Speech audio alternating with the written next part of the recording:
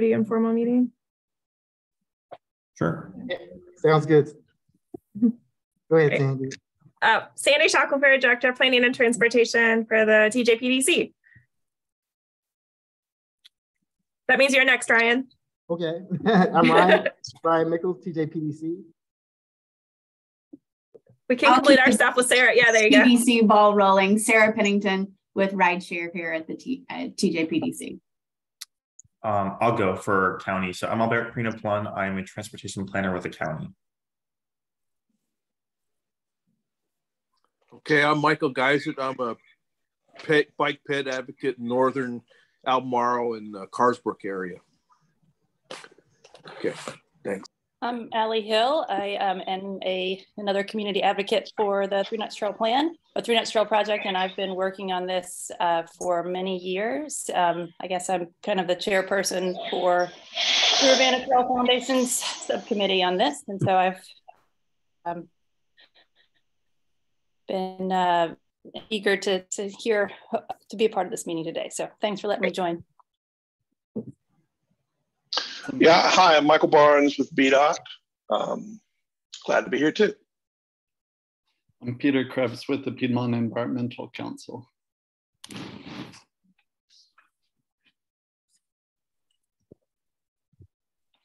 Okay. Yeah. So basically, I think we have a fairly light agenda.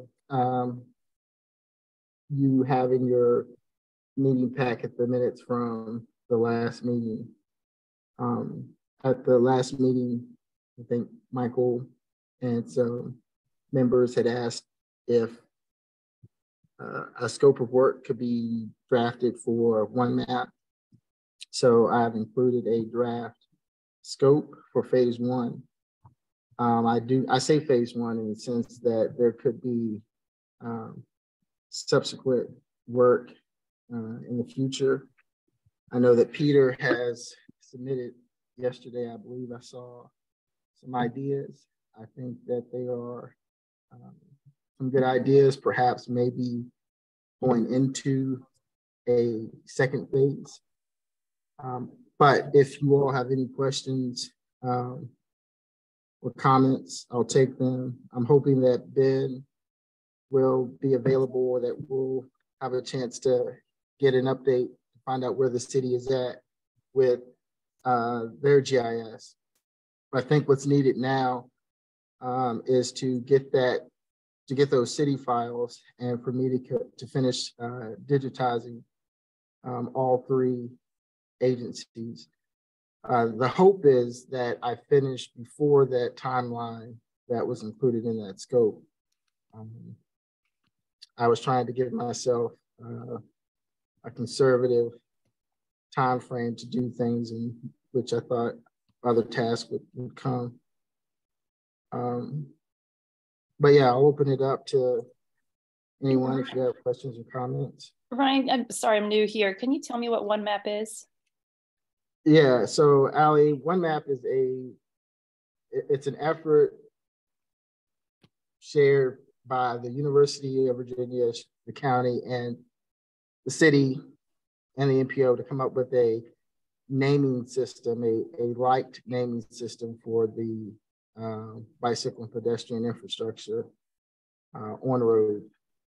So for example, sidewalks, bicycle facilities, such as lanes, sharrows, shared use paths. So the hope is that there's the shared definition, shared commonality of terms that will perhaps in the future be used as a public tool. The public will be able to possibly interact with this in some way. The near-term vision, I think, is for this to be a TJPDC tool that we can utilize both in planning efforts and in analysis and various studies as we move forward. So will there actually be one map that's visible, or is it more the naming system and protocol? Both, Allie. There will be. Yeah, both. There are a couple of different parts of this that we're working through, a couple of different approaches. So one of them is having the shared terminology and trying to come up with a shared system that is used for everybody who's collecting this data to move towards standardizing what that looks like for a region. That's a longer term process because one of the challenges anytime you're doing anything with GIS and the data maintenance is that, there's going to be sort of a transition period, and it's going to take an extremely large amount of work to go back and change what's already done. So a lot of it is what do we do moving forward and how to standardize this. So this is looking for opportunities on how do we standardize the collection of this information. But the second part of this is how do we get all this information in one place where it's going to be useful to help us understand network connectivity and plan projects and that kind of thing. So that's what we're working on right now, is just taking all this information from a lot of places and putting it in one place where we can see sort of the big picture. We are working through what it might look like to share that with the public. I think the primary purpose, at least for this initial phase, is not necessarily for this to be a public document. We'll have the information available publicly, but it's not really going to be formatted necessarily for things like trip planning or that kind of thing, but the data would be available.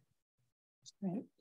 So one of the reasons I'm asking is I was contacted by a UVA planning department, and they're doing capstone projects for their students this spring. And there is one student who I have suggested that she could take the city of Charlottesville from UVA to, let's say, Freebridge, and think about where, let's say, the potential Three Nuts Trail could go through town, partly through UVA and partly through the city, just to draw up some possibilities and think about who to talk to about that with, Chris Ganzik and you guys and so forth. And so if there was something that she could potentially help with or work on as part of her capstone project, I don't know if you'd need assistance or have information to share for her, but we can talk about that directly outside of this meeting.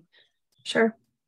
Allie, I can talk to Jessica at the county, who's kind of leading the whole Three Nuts Trail charge right now about that. I'm sure she'd be happier, to hear about what the student wants to do. So I can definitely reach out to you afterward. That'd be great. Thank you. Coordinate that. Allie, that's a phenomenal example what about what the one map is for, because currently that student is going to have to do two sets of searching for the UVA spatial data and the city's spatial data, to say nothing of the county. And finding them and having them sit next to each other is already something that's difficult. And then having them communicable between the two, that's like a whole second can of worms that Sandy also mentioned. But currently right now, that poor soul is going to work with the city map that's like full of lines, but a blank space where UVA is, and then a UVA map that is full of lines, but is surrounded by blankness. This should help with that kind of thing. But whether they can use that student's help right now it's a different question. Yeah, and the other thing on this is that I could propose other projects to the capstone project, since this class has just started. I think we've had some preliminary discussions. So if you guys think this is too premature, maybe that could be a fall project for a student, because I feel like every semester different professors reach out and offer assistance.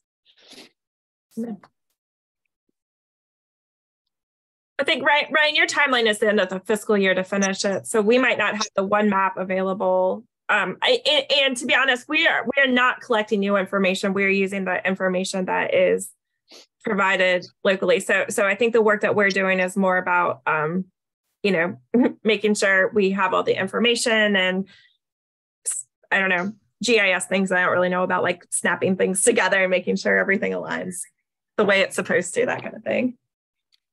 Yeah, Sandy, you bring up a good point in that, I'll probably try to specify or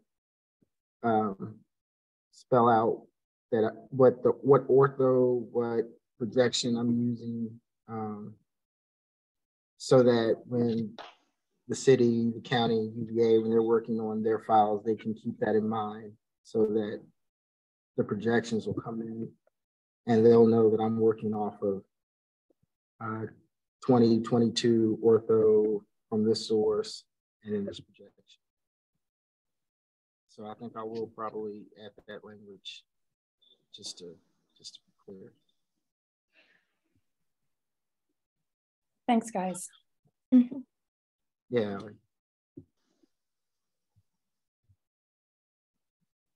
Can I real quick, like, first of all, thank you guys so much. I really, really, really do appreciate you guys writing this down. I think it was very helpful to, see what you guys are planning on doing this project.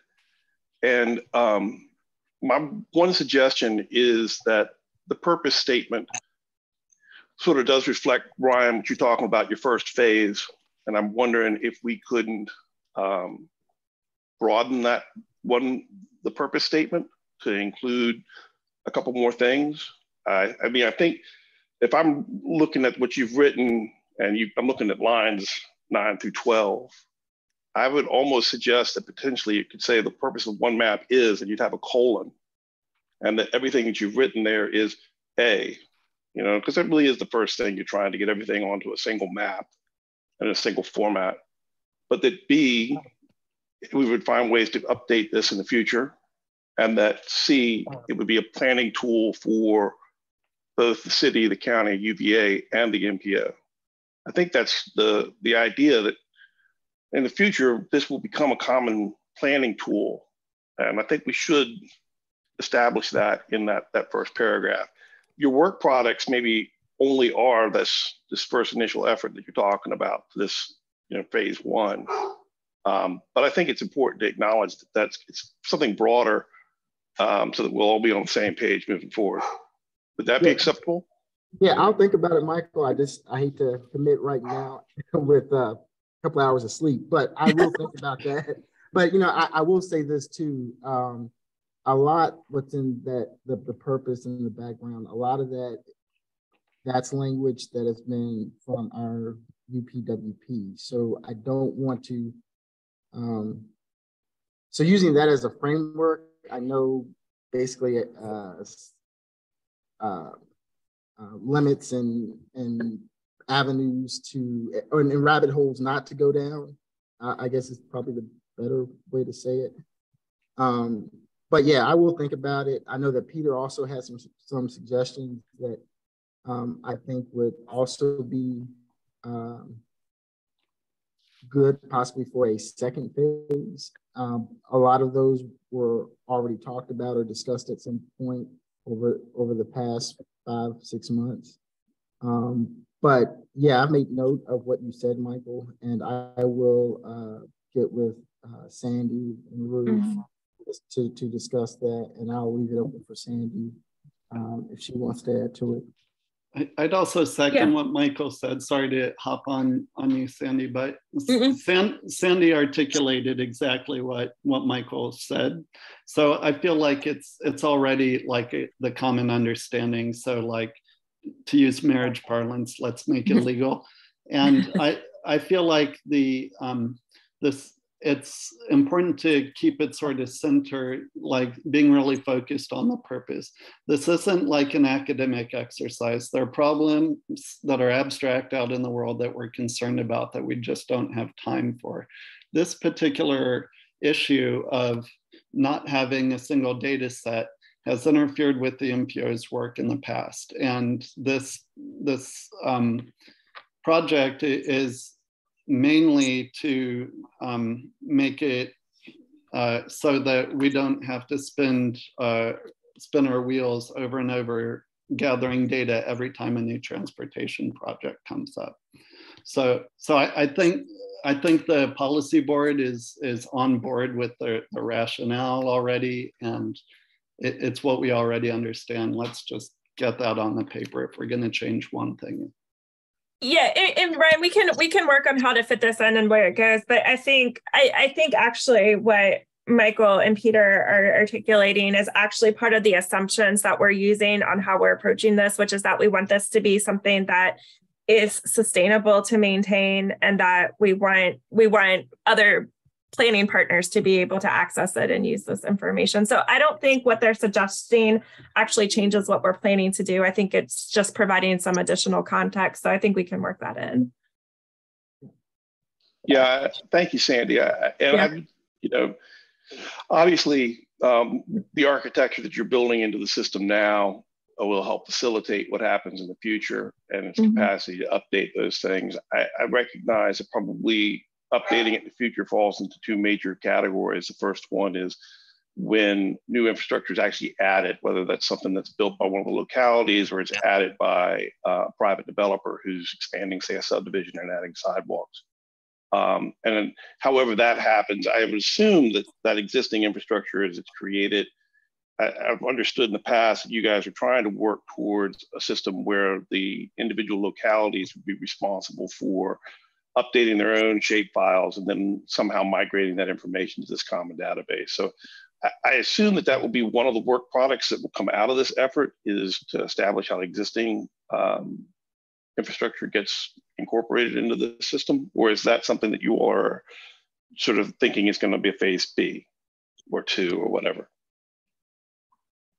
I think that's one of the things that we're going to try to answer that question as part of this. I think right now the first phase is just to see what it looks like now, and then we can start working towards what are the opportunities to improve this for everyone involved.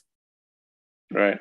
And then the second part of that, of course, is, stuff that's going to be planned and proposed that wouldn't actually be picked up by a GIS department within one of the localities, because it would probably come out of the planning sections of the localities. And when I say localities, I'm including UVA.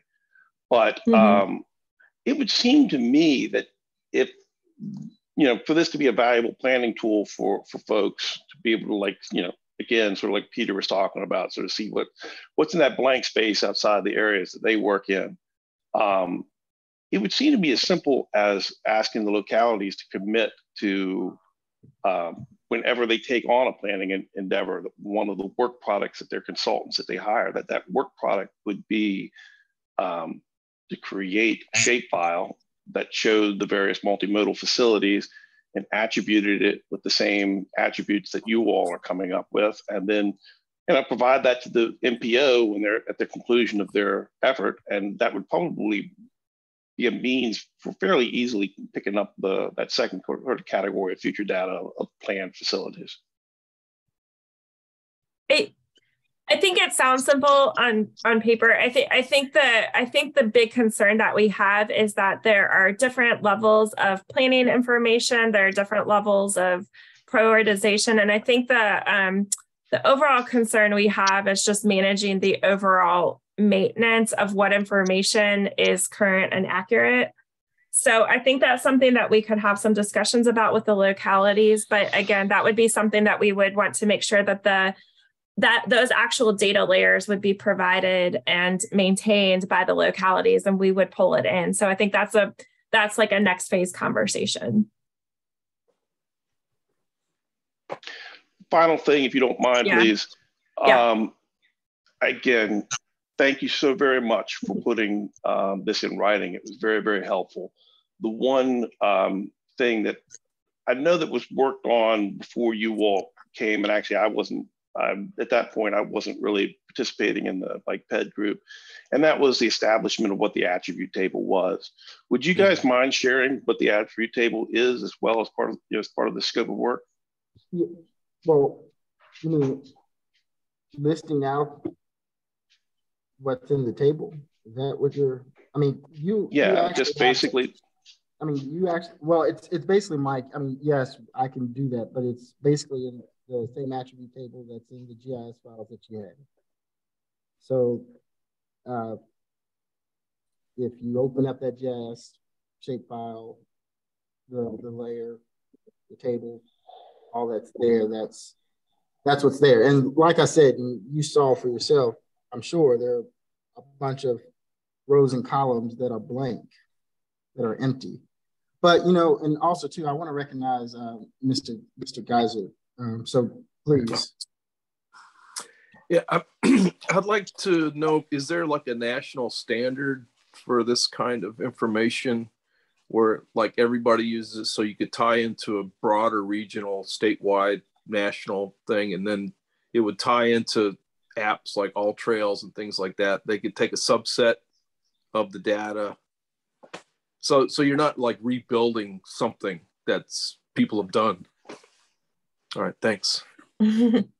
Yeah, I know we kind of talked about how is this different from a bike. Well, I have. How is this different from a bike ped plan or map? We've talked about how this, the bicycle and sidewalk, pedestrian infrastructure facilities, how the state uses it. I think in their VTrans process. So yeah, there's, the NPO basically has an opportunity now, I think, to be the main focal point in obtaining this infrastructure into one database. It's just a matter of collecting that information, which is voluminous. The one thing that I will say, sort of being out of town this weekend and then coming back into town this week, I've heard about a pedestrian accident and I believe a bicycle accident within a span of about 2 or 3 days. And I'm wondering, we released this one map and folks get a hold of this one map. I'm just curious as, Michael, you may know, being that you're at the state and deal with accidents, and Peter, you may know, being that this was a cyclist. Were these accidents at intersections, were crosswalks there? I think one was at Rio, the other one was at Ivy. What was there infrastructure there that would have been mapped on one map? And then what does that look like when one map is disseminated to the public with the intention of there being safety? And that may not be a question for today, but something I thought about. And yeah, Michael, I mentioned you because you're at UDOT and deal a lot with safety. But anybody, if you have any thoughts on that. Well, thank you, Brian, for directing that question to me. Well, not really. First of all, I haven't gone to look at that specific one with those specific incidences, so unfortunately I can't respond to that particularly. But I really think that I understand that there's a concern of liability with this particular tool. I wonder, it seems like its real utility is as a planning tool. And I know that there has been discussion in the past of, making this a public-facing tool that might be able to use for wayfinding or something like that. I think that's sort of hobbling this effort because it's a level of detail, it's a level of utility that I understand would make this much more Herculean effort.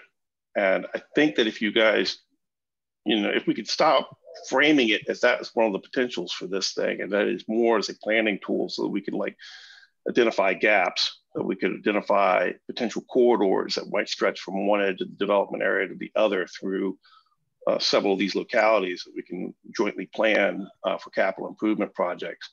And that there's a big fat caveat on the thing that says this should not be used for wayfinding or for, I think that should get you around what I think is embedded in that concern of that somebody's going to use the one map and it's not going to be accurate and they're going to get hit by a car. Yeah, and I mean, to be sort of clear, so thinking about Ivy, the cyclist was killed on Ivy Road. I believe that section has erstwhile bicycle infrastructure in the form of sharrows. So any liability there would be, as such, owned by the Commonwealth, because it's, you know, it's their road. But I have to point out that same stretch of road it's on Albemarle County's greenways plan. It's on the regional bike ped plan. Nobody's blaming the Thomas Jefferson bike ped master plan for the cyclist riding on Ivy Road. Like they were riding on Ivy Road because they were trying to get from point A to point B, not because, you know, the regional bike ped plan told them to. And so, yeah, so even if this thing were to be somehow get out, it would be like either heavily caveated or like limited to truth telling. So, I mean, I hope that it gets back to sort of the purpose statement. That again, if you were to look at the purpose statement as a what you guys, you know, that put in the first paragraph is basically the first step of trying to get everything to a common format. The second step would be trying to find a way to maintain this planning level data. And the third step would be to use it as a planning tool. The fourth step of making this something that might be widely available to the public as a wayfinding thing, you could add that as a purpose, but I think it's helpful that since you've written it out, we could maybe even exclude that as a purpose. You might even be able to put that as what it's not, and that might help. That might help to dissuade that concern. Mm-hmm. Some of this is also going to be dependent on the localities' policies around sharing their data as well. You know, because I don't know, Alberic, you may be able to answer this. If there's data that is going into this map that maybe isn't available through the localities' public GIS access, that might also impact how and to what extent we make this available publicly. Yeah, that makes sense. I'm not too aware of the exact how much.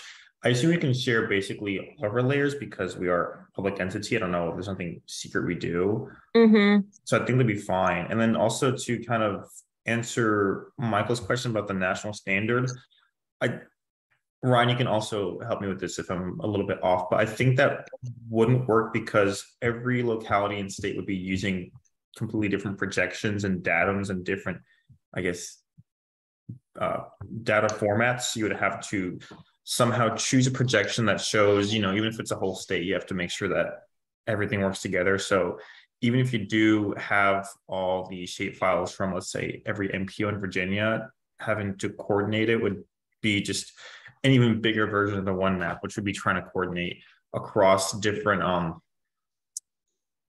lines for projections and different kind of zones that are defined in maps.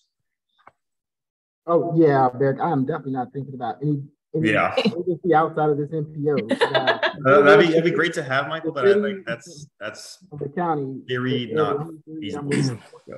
But I really do appreciate you and Sandy sending me the scope, because it does help me understand more of kind of what the one map was, because last meeting I guess I had a different idea of what you thought, and so there was kind of like, what are we planning to do here? And I think seeing your purpose statement, also the workflow, your work deliverable, seeing it how you do mention how you do want to in the future maintain it, I think that is good to see, and I really appreciate you kind of laying that out there so I have a better idea. Thank you all for being with us. I know this has been something that we've been discussing for a long time. It's taken some kind of different iterations. One of the challenges we had was just sort of thinking through getting all the data in one place at one time wasn't necessarily the issue. The issue was more about how do we develop something that doesn't create a lot of additional work for all the people who are responsible for providing the information and consolidating it all in one place. And I think that's where maybe there were some different ideas that were being pursued originally that we had to kind of take a step back from and really look at how can we create something that's sustainable and maintainable that doesn't create a lot of, additional obstacles for all the different people involved. So we'll work there, and there's always going to be room for improvement and for this to evolve. But I think this is getting us towards at least the first step. Mm-hmm. And to that end, Sandy, it's interesting. This conversation has been very good because I think it's brought to the fore that issue of how do we maintain it going forward. Mm-hmm. And it's also brought sort of the liability questions back out. Is that something that we can address as part of this fiscal year's work? The liability question? Well, I mean, Alberic just sort of said, I don't think there's anything we're going to publish, that we're providing that can't be published. And maybe we can like confirm that with the city and confirm that with UVA. And if that's the case, then the information that's being put in here, liability concerns, or not liability, the data sharing concerns might be put to bed. And if we're also talking about it being used solely as a planning tool, then maybe some of the liability concerns can be put to bed. I appreciate those as legitimate concerns, but let's just go ahead and face those things head on and deal with them. And that way, again, to me, if you go back when this thing was first conceptualized back 2015, 2016 timeframe, the city was in a big way trying to work with this open data stuff. They had the open data portal and they were trying to put stuff out there. Mm-hmm. And so that was part of the, this thing, let's make this an open data portal type of thing. But the other major problem was that there was not a single map that showed what the county was planning and what the city was planning and what UVA was planning. And so it made it very difficult to think, well, hey, listen, I live in the city, or no, I work in the city. I want to allow my city residents to I don't know, drive up to the Fashion Square Mall. I mean, bike up to Fashion Square Mall. And if I was to do that and I was to put a bike trail in, where would I connect to the county's system to get to Fashion Square Mall? There was no means for doing that. So I think that this was conceived primarily as a planning tool. And so I think if we can come back, if that is truly what we're agreeing upon, and maybe we back away from this thing trying to be a wayfinding tool for the general public, I think that it can meet that goal. And maybe one point, years down the road, maybe we can grow it to be more of a wayfinding tool. But if all your partners are agreed that that's the purpose, maybe those questions of liability and those questions of what can be shared and can't be shared sort of start to go away. Yeah, I think we can work that out. And I don't think it changes what we're doing. I think it just changes on how broadly we make the information available. So, but that's something that we can work with the localities to figure out what their policy is. We can work on UVA, and if we need to, we can also run it through a legal review. That'd be fun. Yeah, that'd be great. Yeah. And to the last point, because we kind of got away from it. And Ryan, thank you for sharing those files. Back, I don't know, the beginning of last summer. I'm sure I'm not the only person who's interested in the attribute table stuff. And moreover, I would think that, as you sort of alluded to, Ryan, about having your projections and stuff, I think one of the final deliverables should be what are the, what was the projection you use? What would you use for, all the metadata as well as the attribute table? Because again, from a planning standpoint, it would be great if the localities were able to pick that up, and then in the work products they might give to a consultant, that would be readily available from them, as a PDF. That might be a work deliverable from this project so that they can use that to supplement it with future planning efforts. What's behind the metadata with the state and VTrans and Shane Sawyer? I'm not quite sure I fully understood that picture, but that's not a question to be answered today, right now, at this moment. But yeah, Michael, I think I'll probably talk with you offline just about that aspect of it. So in a way, I'll answer that question with that question, and we'll go from there. Well, if I can sort of see if I can confirm, not on the specifics, but on the general context. Basically, it sounds like what you're asking, Michael, is that we document the methodology and the basically frameworks that we're using to put all this together. Is that correct? Thank you, Sandy. That's exactly what I'm talking about. There's a Got whole nother kettle of fish about being able to access the state's databases, which might provide a lot of the street characteristics that you guys are talking about in this. But I'm willing to take half a loaf of bread at this point. I think to get what you guys are trying to do right now is a worthwhile endeavor.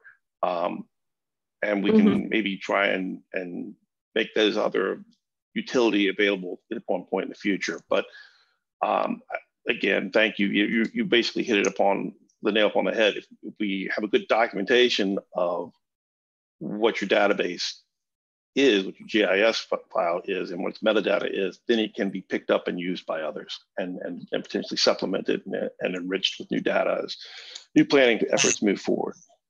Got it. Does that make sense, Ryan? Yes.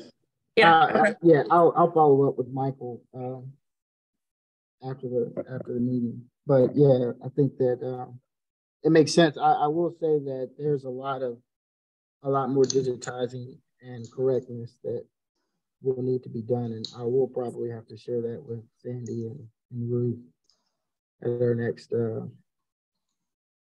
staff meeting. But yeah,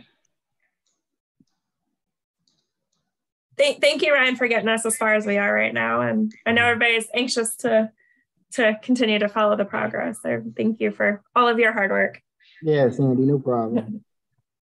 Alberic, I had put you on the agenda if you wanted to talk about your raise grant. Yes, I can do that. Let me share my screen quickly. I'm used to just having a laptop. I'm used to having all these monitors around me, so I have to adjust. Okay, here we go.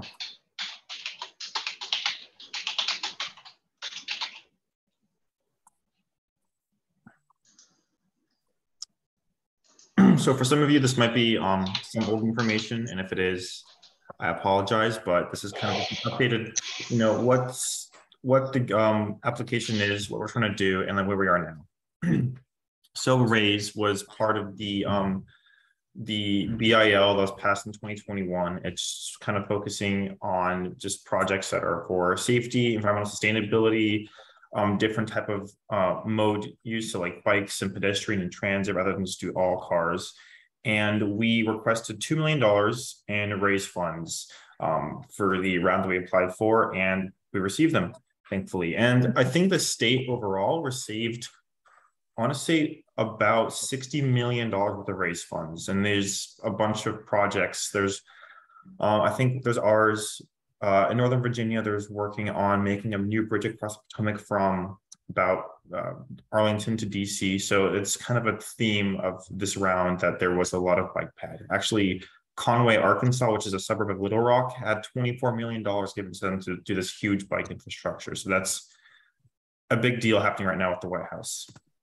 So our proposal is, again, to do $2 million for just planning purposes to stretch from the Blue Ridge Tunnel in Nelson County through Crozet some way, and then end at the city border somewhere around UVA. So right now, we don't really know what alignment we want to do. There's different options. There's the option of following the railroad, which would kind of continue along here. You can see this kind of dashed hatch line, go up. Advantage of that, it's already been graded, so you can kind of do a rails with trails kind of deal. There's also the question of, do we want to send it kind of up and around Crozet, or do we want to send it through Crozet, which would again change the dynamics and then kind of maybe the purpose of the trail itself. So that's something that we'll be doing with this money so that we can figure out. So our planning activities are the 3 potential alignments. Do lots of public outreach. We want to talk to people who live in Albemarle and live in Crozet and see, what kind of things they want to see, what kind of purpose they would use the trail for, because they could use it for both recreation and they could use it also for commuting. If you're going between Crozet and Charlottesville, it's about 12 miles on a bike. So if you have an e-bike, it's definitely doable. Also reach a functional 30% design for the entirety of the preferred alignment, and then an implementation plan to look if we can start to develop segments of that whole trail independently. So like, for example, constructing the Crozet to Charlottesville segment first, and then eventually moving over to Nelson County, because we don't know if we will be able to construct and get the funding to construct the whole trail at once. But if we can start working in segments and identify, what are the most important segments that we can work on right now that's still something that we would like to do. So the history and context, Ali, like you said, this has been kind of something that's been wanting to happen for years now, and thank you for working with that. And this has been mentioned in lots of plans.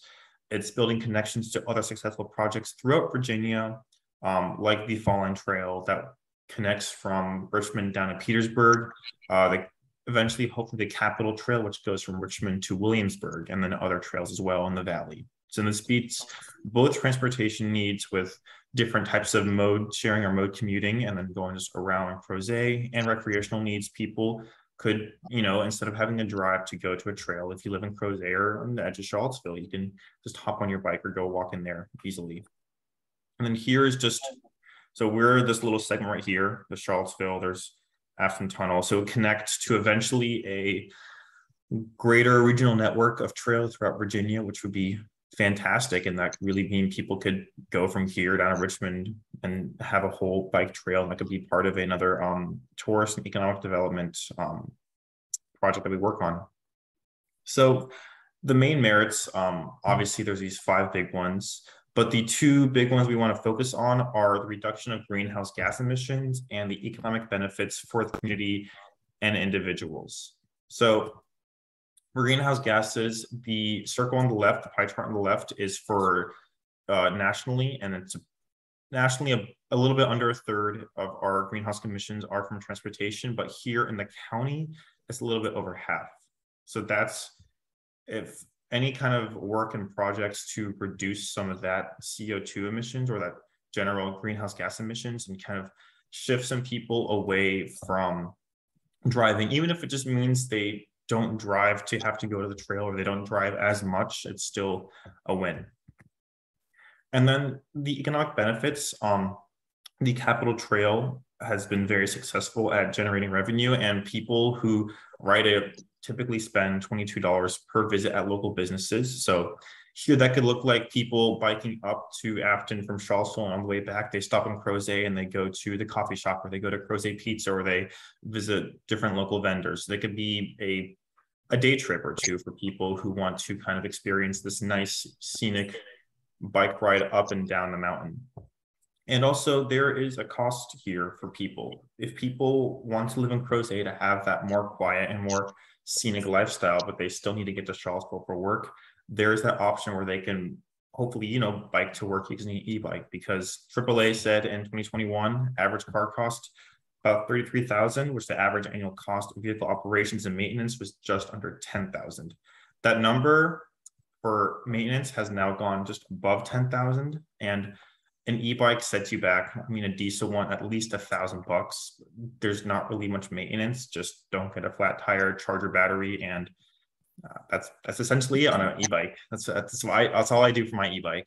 And then the next steps would be for funding to complete environmental clearances, acquire the right-of-way, and then construct the segments of the preferred alignment. And this could be through another RAISE grant application.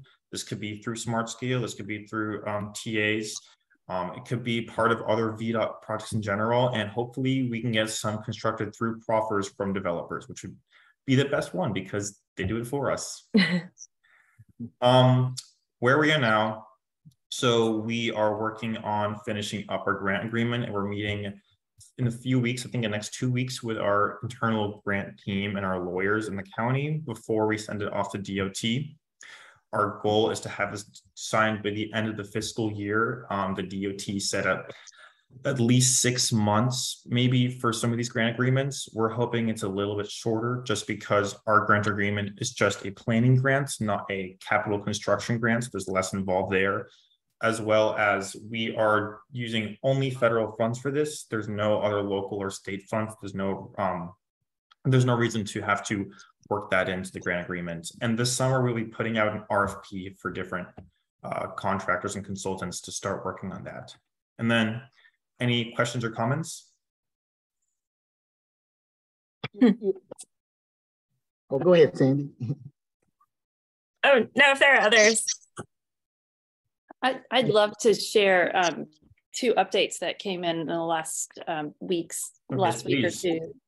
I don't, am I allowed to share my screen? Yeah, I can stop sharing. Yeah, this is pretty informal. Allie, go ahead. Yeah, thanks. Let me pull up, give me 1 second here to pull up the right.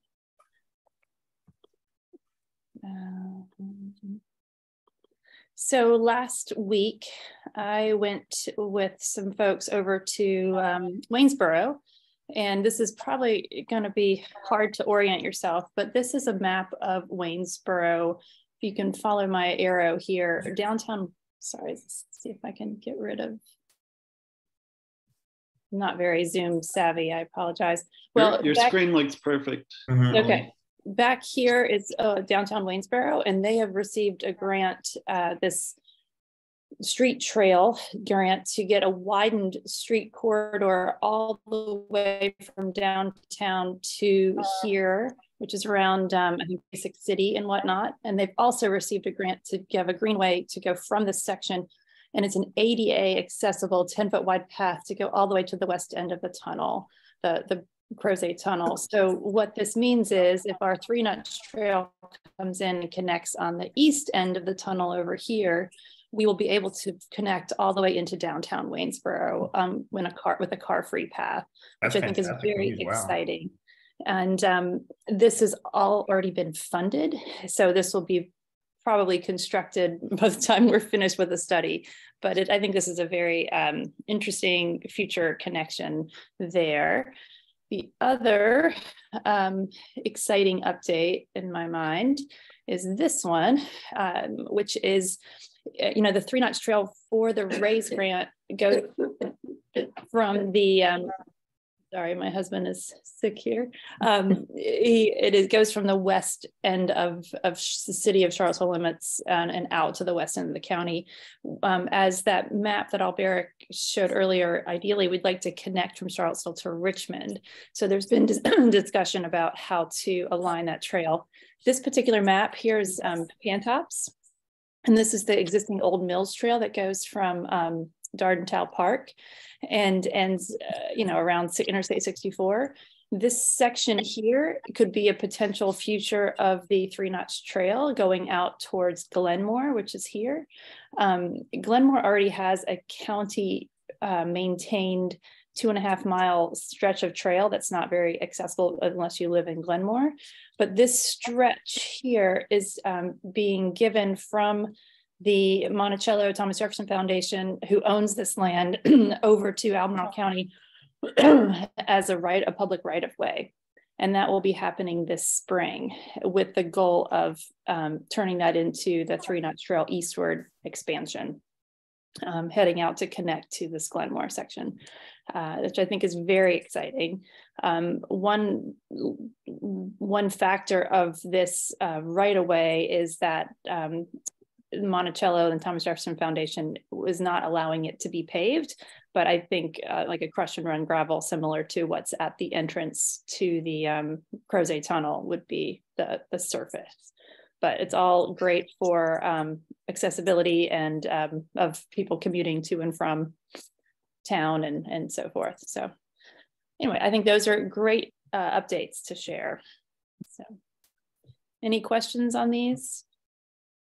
Just to add a little bit, actually, the Clifton Farm there, I know they are, I think, giving Parks and Rec a stretch of their river frontage as well, so that they can work on trails. So there is movement happening down there with Parks and Rec as well. It's very exciting, especially if that stretch is being actively worked on, then and then the west stretch is actually actively being worked on. It'd be nice to simultaneously working on getting through the city, not on the roadway. I think that's going to be a real big challenge. But if we can take advantage of UVA land and whatever city land we can connect to, I think I'm optimistic. Any other questions about the Three Notch Trail or about where we are now or what we plan to do?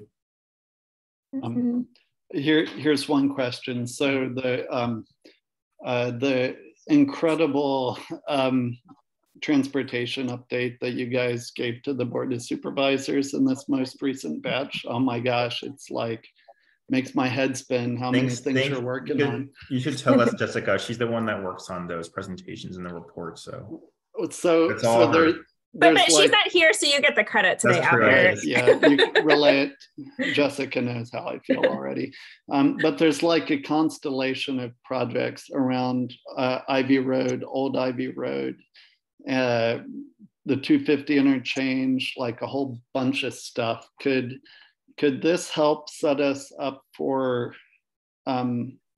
long-term solutions to those issues? I mean, you mean the VDOT presentation that was given by Troy Austin about the whole Ivy Road interchange in 250? Correct. Yes. So for that, and it would probably benefit if you just quickly also look at this design, but for that, their plan doesn't really have much pedestrian stuff involved. Classic VDOT, I know.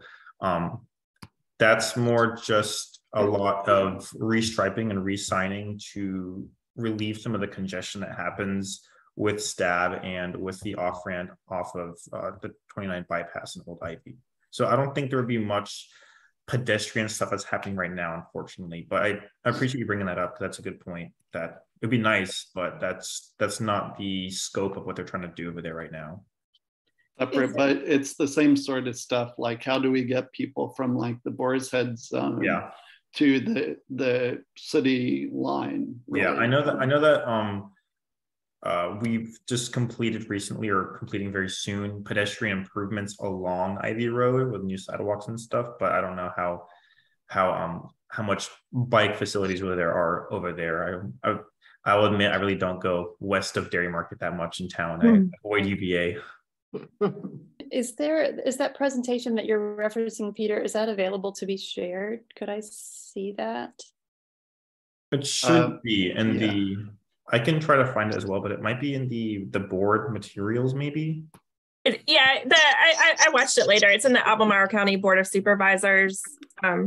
It's just part of the presentation to their meeting. Mm-hmm. This was at their most recent meeting. Yes, this was last week. Yes. So I'm going to post a link to our staff summary of that report, which has a link to the actual report. I'll post that in the chat. Great. So one other, somewhat related question I have is, if I have a student at UVA who is interested in working on the 3-notch trail east between Charlottesville and Richmond or Ashland, let's say, to connect with the Fall Line Trail, is there someone at TJPDC who would be interested in talking to them or sharing information on what to contribute information?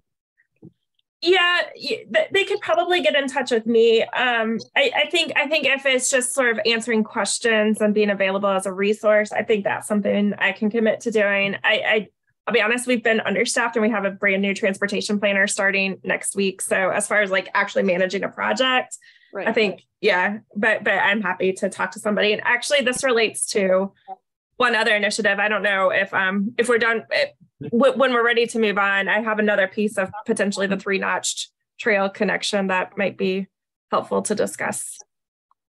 Yes, Sandy. Okay. Well, Allie, I'm glad you're here, and Michael as well. I'm glad you all are here today because this probably saved me a phone call, honestly. But I don't know if you all have been following about the Ravenna Bridge that we've been trying to construct between Pantops and Albemarle. Well, Pantops and the Woolen Mill section, but that was submitted for a funding application through Smart Scale, and the scores were released yesterday Tuesday with the recommended scenarios for which projects should be funded, and that one was not selected as one of them. But there are a couple of reasons why. Peter, you and I were doing the exact same analysis on that project. The project benefits actually were very high. The problem with that project is that it's a VDOT administered project. And because it's a bridge that is being proposed in an area that is ecologically sensitive, and none of the analysis on the environmental analyses, I think like the geotechnical analysis and the hydrologic analysis would be completed until the preliminary engineering phase was completed. And so what happened is that between inflations and additional contingency values that were added to the project to account for any undetermined risks at this point, the overall project cost was escalated to $42 million total. So obviously that's not necessarily a real cost, but until we do the preliminary engineering, we don't know what the environmental conditions are that have to be accounted for in developing a more accurate construction cost. So sort of in preparation of knowing that this project was not going to be funded through Smart Scale, we've been following, watching out for the next notice of funding opportunity through RAISE to determine if we can apply for RAISE grant funding to do the preliminary engineering phase, get some of those unknown questions answered, and develop more accurate construction cost estimates. So we are going to be requesting support from the policy board at their meeting next week to support the application of a RAISE grant to do that preliminary engineering. And that is something that VDOT has agreed to administer if we are successful in receiving that. So I'll have to work there's a pretty quick application deadline for that. It's due at the end of February. So I've started pulling together as much information as I can find. The good news is that I had a lot of the information that you've already referenced. I don't know that the way that could potentially tie into the expansion of the 3-notch trail is the only, argument to make, but I think it is a really good argument to also tie in with the rest of the benefits that this bridge will have more locally. But I think, one of the questions that maybe this could answer is it looks like there's I don't know the trail system that well. I live in Nelson County and I use the trails here, but it looks like there's a pretty good trail system that loops around the city south. So I don't know if that could also potentially provide a route that, maybe could fill a lot of that segment for the 3-notch trail getting through the Charlottesville to across the river. And then that would potentially be able to cross the river.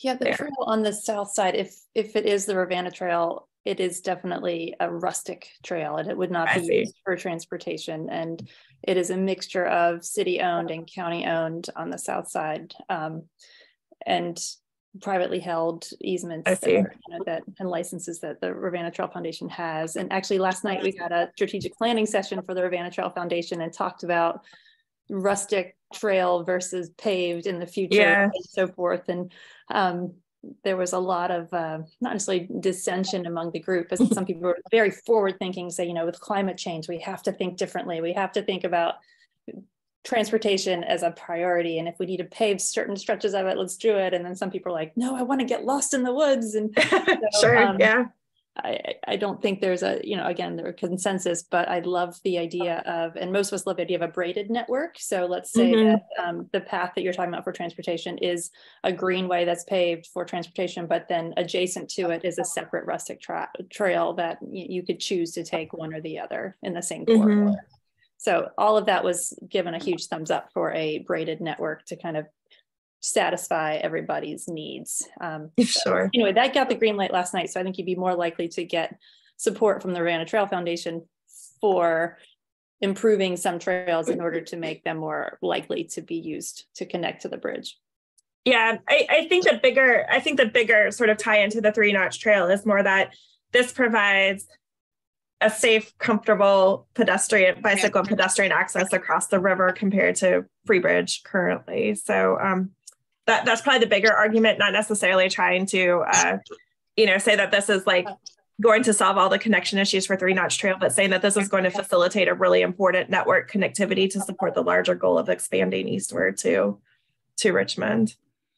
And out of curiosity, what was the original estimate for the bridge? If 42 million is the new estimate? Yeah, let me pull that up. I think we had it around 16 to 20. It doubled. Well, I think the base cost, so there was a concept plan that was developed in a feasibility study that I think was around 15 million. And I think the base cost before you started adding the contingencies and the inflation was around 18 or 19 million. I did a little like back of the envelope analysis. And so basically if we didn't have to fund the PE phase at all through Smart Scale, if that portion was already completed, and then if we could cut the contingencies in half, even leaving inflation the same as it was now, the project would have cost around 27 million. And in that case, it would have been pretty close to, you know, it would have received a score that would have been competitive with other projects that were funded. Mm-hmm. Yeah, my analysis was it was something like 40% too expensive. So that's about in the range that you said. And, and that's only based on looking at other stuff that got funded. So like comparable project costing, like we'll say 25 to 28 might have gotten funded. So. No, it's possible that we do the preliminary analysis or the preliminary engineering and that we realize that the actual construction costs are higher than the base costs we were using, and that some of those contingencies actually are actualized into project cost. But that gives us more information, so we know we're asking for the right amount of money and not, you know, what we may or may not need because we don't have all the information we need. And the other thing I think that is really interesting, and I'm sorry, I'll let somebody else talk in a second, is that I think that you know, as I'm sort of doing some background information to potentially apply for a RAISE grant, you know, you have to make the argument that it meets all of these different needs, and one of those is safety. And what's also interesting is that it actually did not get any points for safety in the Smart Scale system because it's not necessarily showing it as an alternative to an existing route or piece of infrastructure. So I also thought that was kind of a little bit disappointing because I think there is a really strong safety argument to make given how dangerous Free Bridge is and how it's being identified. I think Peter, were you the one that commented in the chat earlier that the 250 corridor is becoming the safety concerns for bicycles and pedestrians along the 250 corridor is becoming a higher and higher priority as part of the 3-Notch Trail project overall. Well, interestingly, there have been quite a few fatalities in the zone between the city border and Ivy. So I was thinking west of town, but also Alberic's sitting right here, but the 250 Free Bridge area is one of Albemarle's top hotspots too. I mean, witness the number of projects they have proposed or existing to deal with congestion and safety. And but are those safety issues for pedestrians or for vehicles? Like, how unsafe is it for pedestrians on that bridge? I live about 1,000 feet from the bridge actually. So I've used it many times to go biking to Food Line and stuff to get groceries, and I just do this weird little like maneuver to get around essentially by going down the stairs and under the bridge and back up and along the sidewalk. So I think from a pedestrian standpoint, it's safe enough. I wouldn't say it's pleasant, but I mean, you're not really hitting any conflict points with cars. I definitely would be disappointed if that would be the alignment for 3-Notch because it really just is kind of a bad. It's just not very flowing and it's awkward the whole time. And then do you do that, Alberic, to get across 250? I use it to get across 250, and if I go to Darden Tower to play frisbee, I use it to get across there, or you just use it to get across. So I never actually crossed the road. I've only used the bridge to like circumnavigate around. So you're not crossing the river, you're crossing 250. You're doing that to cross 250. Both. Okay. And then also for the VDOT Smart Scale, the contingencies with the bridge, that's not just unique to the bridge. They slapped on contingencies and high right-of-way costs for all of our projects. So they all came back with extremely high price tags, which surprised us and kind of made us figure, okay, we're probably going to get one, maybe two projects. And we did get one project, our smallest one, but we still got one. So yeah, that's I think Free Bridge is for cars bad. Like Peter said, East High is dangerous. I don't even bike on East High. I refuse to. I always go up Bellevue behind me onto Locust Ave to cross 250 and then go down to downtown, just because it's faster as the crow flies to East High. But I've already been hit by a car once, and my helmet probably won't sustain that kind of damage again to my head. So I'm just gonna play it safe. It is so VDOT does have a pedestrian safety action plan that only looks at pedestrian safety, does not account for bicycle safety. But there were, based on the pedestrian safety action plan that was most recently updated, the 250 corridor is one of the top 1% corridors needing improvement in the state. And there was one pedestrian death and one pedestrian serious injury in 2020. So I can bring up a VDOT site as well. Yeah, so it's sort of Sandy and I had a separate conversation, but it's kind of a scenario where the zone is so uninviting that there are no pedestrians there to get hit. So that's sort of. That's a good point. Most people who are there are mostly people running along the Rivanna Trail that I see. But it is possible to go as pedestrian. Thankfully, it does have, like, you know, enough exits and entrances. It's just a very unpleasant movement to do overall. And I'll try to find VDOT. They identified per each regional, I guess, district, and we're on the Culpeper district. The potential for safety improvements for intersections and segments. And I know that Free Bridge and that the Route 250 and Stony Point Road intersection, which there are plans, I think it's been funded to improve the intersection. I think they score like top 5 for segments and intersections in the county for potential for safety, because they are so unsafe right now. So that is being looked at by the county and VDOT as well. And from a safety perspective and slightly from a congestion perspective, the sort of purpose is getting people from the big area of Pantops, you know, the Pantops Center of Gravity, the Martha Jefferson Hospital Center of Gravity, to the Charlottesville downtown Center of Gravity, and routing trips for both pedestrians and bicyclists away from the 250 corridor. Yeah. So putting them onto a low stress route that's parallel to it. That's basically the idea. I mean, there's no real pedestrian anything along 250, like once you, I guess, get into the city anyway. It's just that, you know, carved through the neighborhood. So I wouldn't even try biking there or even walking there, because I'd probably get hit. Then thinking west also, so this would tie in with the county's Broadway blueprint plan, which does have its concept right now, but will have separated facilities, and then the Water Street shared use path that connects to downtown.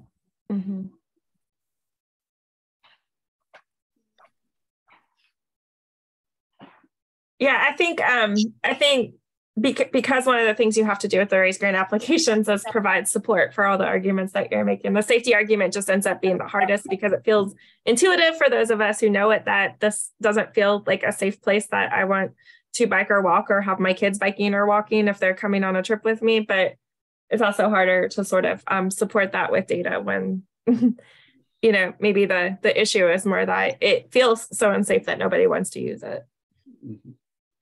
And nobody's drowned lately in that spot. That's a tricky thing for a bridge project, like making that argument. But yeah.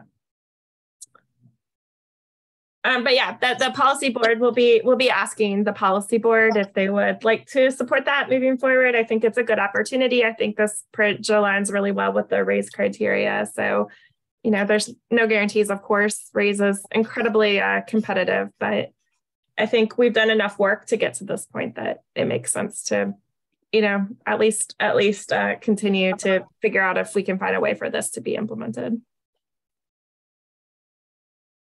Yeah, I agree. And Allie, definitely, I will talk to Jessica about the things that UVA, I guess, are these GIS students or urban planning students that are working on the capstones? It's the planning students. Okay.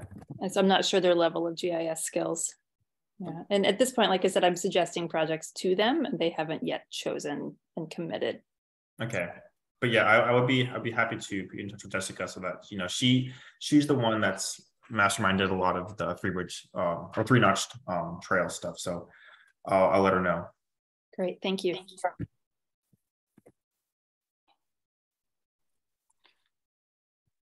Okay, so I guess moving on with the agenda, I don't know if Mr. Geisert, if you had anything you'd like to share with the folks here, or Peter. Oh, I did want to talk about the pedestrian death. From watching the news this morning, it looked like they were trying to cross from Fashion Square on 29 toward the Speedway gas station. And that's just south of Ryer Road. That's an unmarked crosswalk on 29. And people are usually going about 60 at that point because it's a free ride. I usually do, maybe over 50 anyway.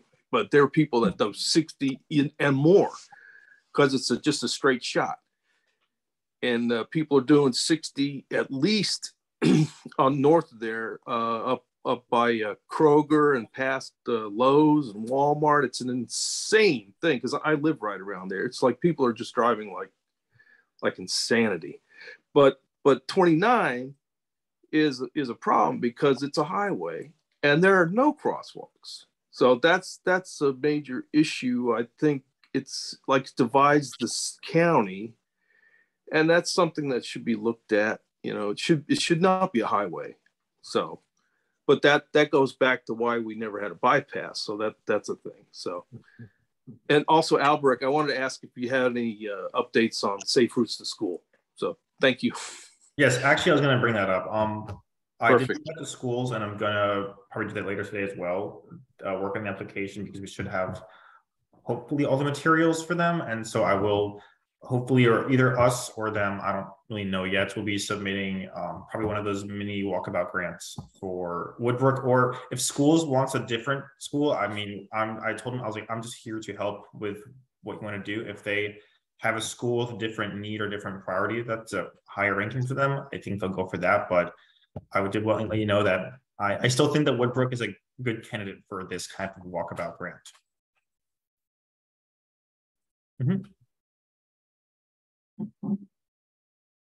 Related to the other concerns around 29, the only other thing that I might say about that is, that the MPO is currently kicking off its long-range transportation planning process, where we're going to be evaluating what all the different system needs are. I think everybody knows, probably Albemarle County better than anybody else, the challenges that 29 presents. We did get there was a smart scale project that was funded in the last round 4 that is it's currently being bid out, and I think construction should start pretty soon. That will include a pedestrian overbridge at Zan Road, which is a little bit south of this area. But I think some of the challenges, are just that it's going to take a long time to get some of this infrastructure in place, and I think all of us at this meeting today are aware that this is a really significant concern, and it's something we want to continue to find ways to improve. But it's also, unfortunately, one of those things that takes a long time to identify what the options are going to be, and then even further how we can find funding to implement them, because the projects keep getting more expensive. There's less and less funding, and it's just an ongoing challenge. The other thing that I'll mention is that the Thomas Jefferson Planning District Commission and the MPO also applied for a Safe Streets for All grant, which is intended to do a really high level analysis of what is contributing to different types of crashes throughout the entire region. So include Charlottesville, Albemarle, as well as all of the rural localities as well in our district. And so that's going to look at multimodal safety impacts. If we are awarded that grant, we should be finding out in the next month or two, and helping us find additional solutions, looking at this more systemically, not just what are the infrastructure needs that we have that could contribute to reductions and some of these serious injuries and fatal crashes, but also what kinds of policies or enforcement or low cost solutions might also be able to be implemented to provide better safety outcomes. Mm-hmm. And on a bigger, more long-term, I guess, vision, the county, we did apply for a Reconnecting Communities Program grant, which would basically do a study of 29 from hydraulic up to, I guess, polo grounds, about the bridge right there, because we don't know what, some of the best ideas to how to make this this segment of road, which effectively divides the county in half, into something that people can cross. So that point of this grant that we're applying for is to fund a corridor study of 29 to look at what improvements could be done in the future, what kind of projects could we apply for in the future with different types of funding from RCP or different grants I raised to improve stuff. Because the whole point of Reconnecting Communities, the whole point of it is looking at infrastructure in the United States that has divided people. So things like railroads, highways, 29, and to see how basically we can reclaim these dividing pieces of infrastructure back to people so that people can actually live and function better. So there's projects like, I know Detroit is tearing down a highway. I think Baltimore applied to tear down one of their expressways. So it's a project like these. We're not tearing down 29. I'm sure VDOT would have a little bit of a hissy fit if we did that. But we are looking to find solutions for 29 in the upcoming years as well. In Louisiana too. I don't know if you mentioned that, Alberic, but yeah, I just saw that on the news. I think it's the Claiborne Expressway in Louisiana. I think it's something called. They call it the Monster or something like that. Yeah. So it's starting to shift, I guess, for destroy our infrastructure instead of improving it, or improving it but taking some of it down. Yeah. Does anybody watch City Nerd on YouTube? I do. Yeah, that's our lunchtime viewing. So yeah, he's great. I watch a lot of urban planning YouTube. I'll admit that right now. It's YouTube feeds a little dorky. Strodes. It's the evil empire. Thanks. Peter, Sarah, do you all have anything? So I'm going to put a quick thing in the plug for the Active Mobility Summit in the chat. I'm about to send an alert, and all of you are on my list, so you'll get a more in-depth email about the summit. Also, in that awesome report, that transportation report, it was mentioned that the study to find a feasible way to do the Route 20 shared use path between City Line and 53 is going to start soon. And I just wanted to point out to Alberic that this particular group was founded to work on problems like that. So I would suggest that the consultant look to this team as like technical advisory capacity or something. I think that a project like that with direct implication would have Chris Ginsick and probably would have been, or the new bike ped coordinator, if they're hired, they'll show up for that meeting. So definitely tell Jessica as well, because she's the one spearheading the Route 20 shared use path stuff. And I don't know too much about it, other that VDOT is not the most excited about having a shared use path right next to a highway, I don't think. Right. But right. That's the fun of it. Well, as we've seen, we'll come up with a new name. We'll like rename Route 20 the Southern Snake or something like that. Yeah. Oh yeah, and for the grant we applied for 29, we should be finding out. DOT said spring or winter of 2023. So who's to say? This year, we'll find out, basically, if we got it or not. In one of the grant applications that we applied for, it said that they will let us know expeditiously and with flexibility. So yeah, that's the type of lawyerly language they use for us as well. Yeah. Or they were like, we can't commit to anything. It will be done as we get it done. Yeah.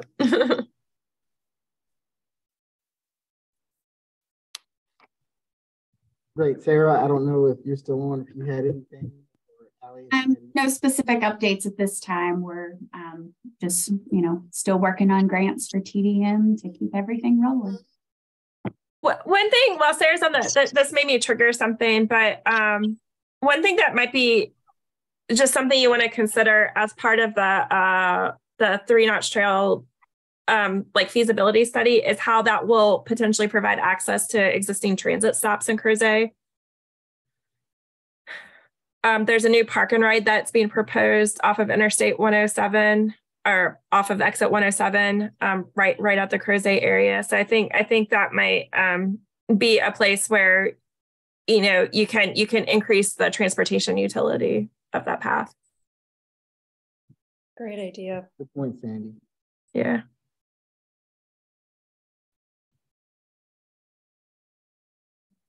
Okay, if there are, Alberic, if you don't mind, if I could get an electronic copy of that PowerPoint to attach to the minutes for those who were not present today. Yep.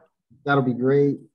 And I will send out a notification at the next meeting. Eric, Ali, I'm not sure if you want to come back, but we do meet each month to talk about bike ped issues.